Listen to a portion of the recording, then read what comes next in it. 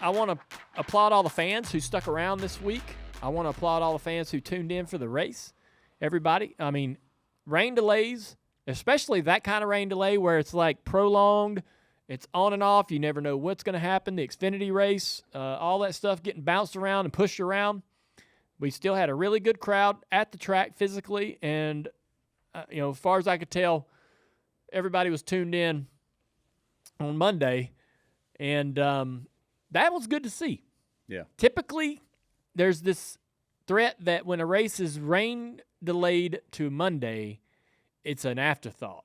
It's like just another part of Monday, right? When the race is happening, it just loses all of its momentum and excitement. But the World 600 didn't do that, and the Xfinity race was pretty entertaining. Of course, I was happy that Justin Allgaier won. I could not believe they made it to the end. I watched every bit of it. So, explain what you mean by that, by the way, because I know just from what I woke up to this morning.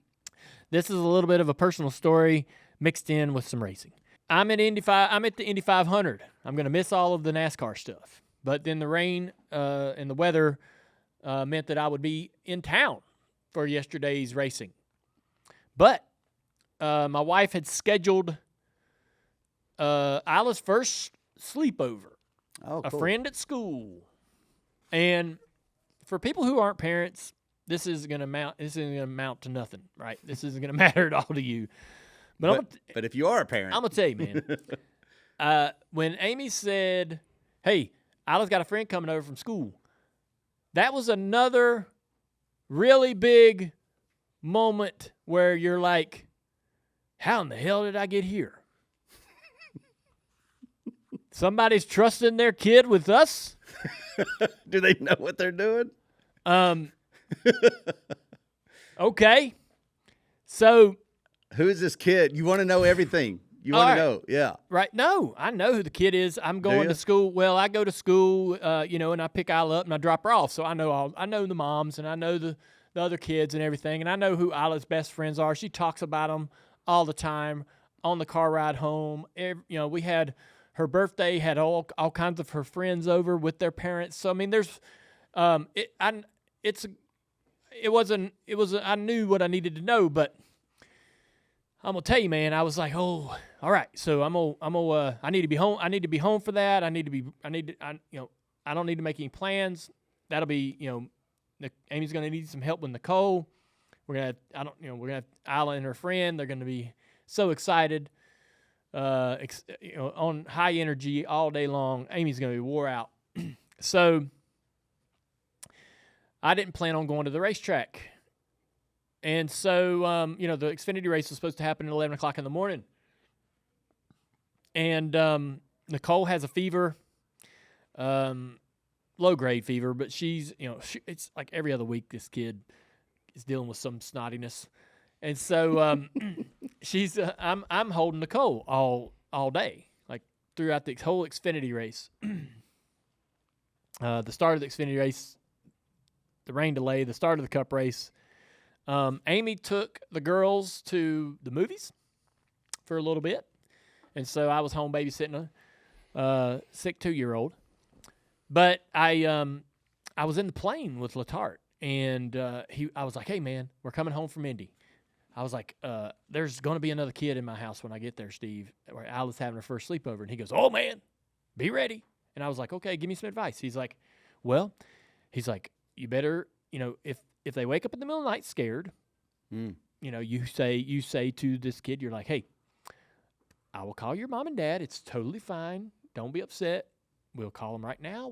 I can take you home. We'll get them on the phone. Everything's gonna be fine. You got to be ready at 2 a.m.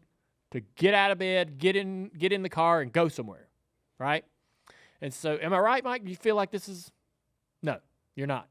No, I'm agreeing with that. I mean, in your head, you're thinking, shut up and go back to bed. Oh, well, No? No. Am I the only one there? Well, okay, got it. At the very, maybe at the, I guess I am. Maybe at the 5th or 10th or 15th sleepover, but go back to your very first one, Mike, where you first sleepover you had where they brought a friend to the house. And so I'm like, all right, I'm going to be ready. If something, if we were woken up in the middle of the night, I will be available to drive. And so, I really overthought this whole thing. Possibly. And they slept through the night, no problems. Good. Had a great time. The only thing was when I got home, it was 9 o'clock. When I got home from Sunday, 9 o'clock, and I went in there, they're in the bed, and Amy's trying to read a book to them. That's kind of the last thing. Read a book, and then they go to sleep. And they were bouncing off the walls, man. And so I walk in the room, and Isla looks at me and says, "Hey, my friend's over here for sleepover." Like, said it that fast. And I was like, "Amy, have they been drinking coffee? What in the hell?" Like, I've never seen Isla. I've seen Isla. This is like, sugar plus food coloring plus like all of the things that would make her wide open. Wide open. Yeah. And I was like, they ain't no damn way they're going to sleep. Right.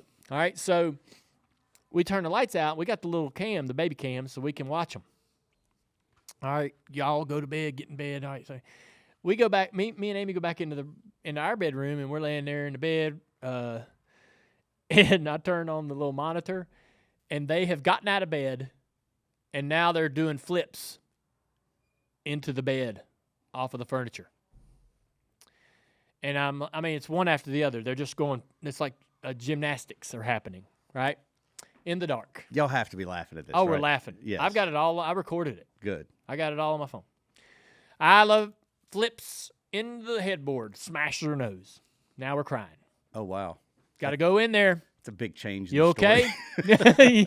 You okay? That's abrupt. You're okay? Yeah. All right, you calm her down. All right, y'all. That's what happens. Get back in bed now. Let's try to go to sleep. Get out. We ain't walked out of the door of the bedroom. Just got in. Just got out going down the hall, and they're back out of the bed again. Mm.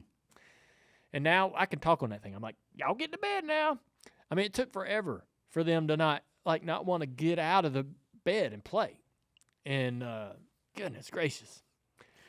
Well, okay, so was Justin Allgaier Isla's friend that came over and slept? Because this was a racing story that you were tying back to the Xfinity series. Oh, that's right.